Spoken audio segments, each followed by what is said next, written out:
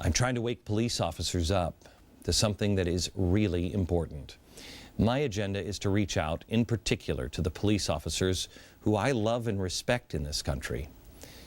Those people that are teachers and firefighters and police officers standing in solidarity with the unions and the radical leftists. My agenda tonight is that you will see exactly who you're getting in bed with. The enemy of your enemy is not your friend, and you must be extraordinarily careful. By the end of this hour, I believe I hope police officers will call their own unions and say, what are we doing? And I want to start here, but buckle up because it gets much worse from here. It's a story that came out last September, and surprise, surprise, it didn't get much attention in the media. In fact, this program never mentioned it. Shame on us. September 24th, 2010. The FBI launched a comprehensive raid of 7 Chicago and Minneapolis homes of well-known union socialist and anti-war activists. 20 agents spent all day carrying boxes out of these homes, going through hard drives and cell phones and evidence gathering. So what were they raided for? This is actually a copy of the search and seizure warrant.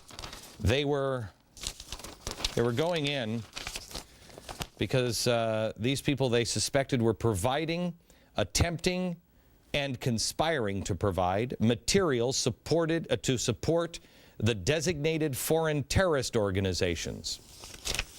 So let me see if I have this right so far. The unions and the leftists are working with radicals like the Islamists in the Middle East. Wow, I've never heard that theory before. I don't know who could possibly come up with a theory like that. It's crazy, isn't it? In total, 14 people were subpoenaed.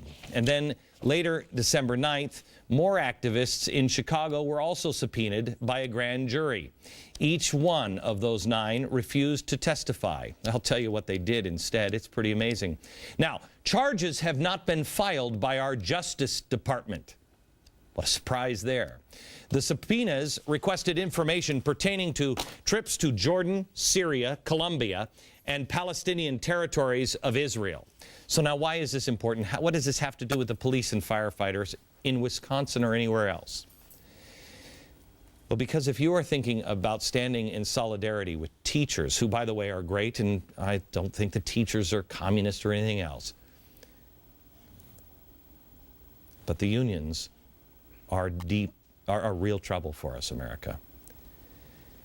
Who doesn't want to support the teachers or the firemen or the police? But you must understand that there is more to know about this story, and teachers are being used as shields, and so are you, the cops and firemen. It is unions that you must understand have been infiltrated themselves. You must not become what Lenin called a useful idiot. I am convinced that there are enemies in this country, and I have volumes of evidence of it. It's beyond unions. It's not just unions. It's beyond Richard Trumka. It is Islamic terrorists, and they are being aided and abetted. They are.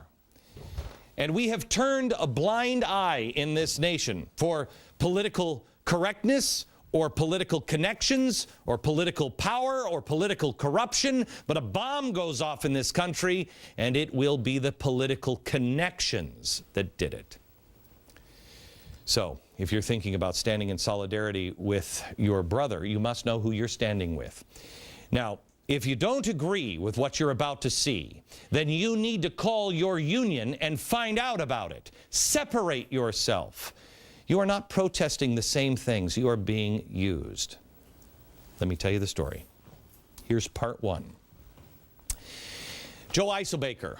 This is a guy that was, they had a subpoena out for. He works at the University of Illinois. What a surprise. And he is a union steward, an official with the union at, say it with me, SEIU. 25 agents searched his home from top to bottom. Icel Baker is an activist who is a contributor to this website. It's called Fight Back News. This is a socialist rag website that gives the news from the people's struggle. Joe's defense, quote, "All we ever did was work against U.S. military aid."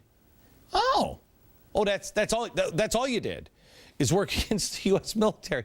Oh, okay, all right. He has also previously spoken at the International Communist Seminar in Brussels. He delivered a speech called "A Report on the Labor Union and the Labor Movement."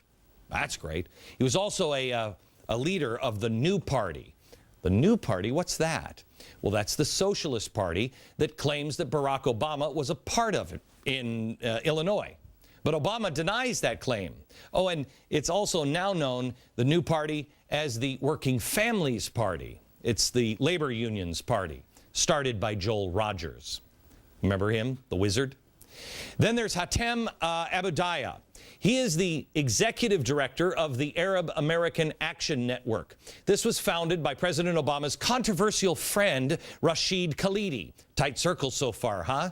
Khalidi was a professor at Columbia who was a former PLO operative who justified suicide bombings as legitimate resistance. He advocates sanctions against Israel, and AAAN has received almost $500,000 in grants from the city of Chicago. Oh, and the Woods Foundation, where, remember, Obama sat on the board of directors with Bill Ayers. Then there's Maureen Murphy. This lady is the managing editor of the Electronic Intifada.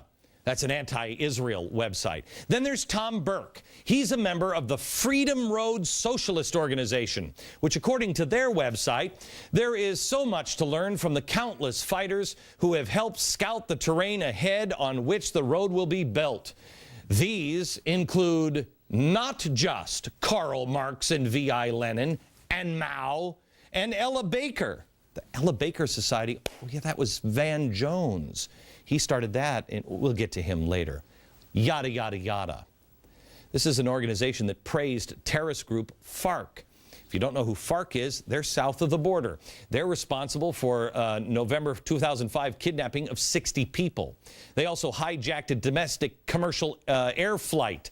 And in March '99, the murder of 3 U.S. missionaries working in Colombia. Oh, they are great. They're described as leading force, the leading force in the struggle for national liberation. Wait a minute, like liberation theology? National liberation and socialism in Colombia. Burke was also the former executive board member and union steward in... Then there is Jess Sundin, known anti-war activist, the Socialist International Answer member. She spoke at an SES national convention. She visited FARC in Colombia in 2000 and concluded that, quote, "The FARC are honest people with serious convictions fighting for progressive social change." Got it? You see any common threads here? Now, all of these people are crying foul that it's a witch hunt by the FBI. The FBI under the Justice Department. I trust the FBI, but the Justice Department, isn't that where, you know, Mr. I'll decide what laws to follow and which to ignore, Eric Holder? I'm wondering if Eric Holder, I mean, how much did it take to get them to go in and kick these doors down, really? I mean, you've got to believe there had to be some serious smoke for him to do that. One activist whose home was raided urged the others not to talk to the FBI. Hey, police, you hearing that one? Don't talk to the FBI. Sounds kind of familiar, doesn't it? Build a wall against the FBI. Oh, that's right. This is from CARE, another Islamic organization. That's the poster that they said we were misreading. Some of the activists involved in the raids formed a little group called the Committee to Stop FBI Repression. That, if you go to their website, it directs you right to stopfbi.net. Police officers, you should check this out. It's great. Are you paying attention to this, police officers? Because this is who you're standing in solidarity. Because who's standing in solidarity with Stop FBI? Well, it starts with the afl-cio. Committees of Correspondence for Democracy and Socialism. Code Pink. Hey, they were over in Egypt. SEIU, Illinois State Council. Socialist Action, Answer. Black is Back Coalition. They demand social justice, peace, and reparations for slavery. Oh, and they also want to free Abu Jamal, or Mumia Abu Jamal, who, if I can remind you just real quick, shot this police officer point blank in the head, execution style. But that's who they're standing with. Also, the Communist Party USA, Radical Women. This is a socialist feminist grassroots activist organization that provides a radical voice within the feminist movement. Only needed one. Also, Bring the Ruckus. They're just trying to forge a path between the Leninist vanguard party, favored by the traditional Marxist parties, and the loose network model of organizing, favored by many anarchists and activists of today. And their final leg comes from the United States Congress. In November of this last year, the Committee to Stop FBI Repression met with the offices of 16 members of Congress, including all of these cats. Oh, look, there's Maxine Waters and Conyers and Ellison, and this is great. The group said the meetings were all positive, with the offices expressing genuine concern about their situation. So what do all these politicians have in common? Far left, progressives, or socialists who want to transform America. Gang, the warning bells are ringing louder than ever before.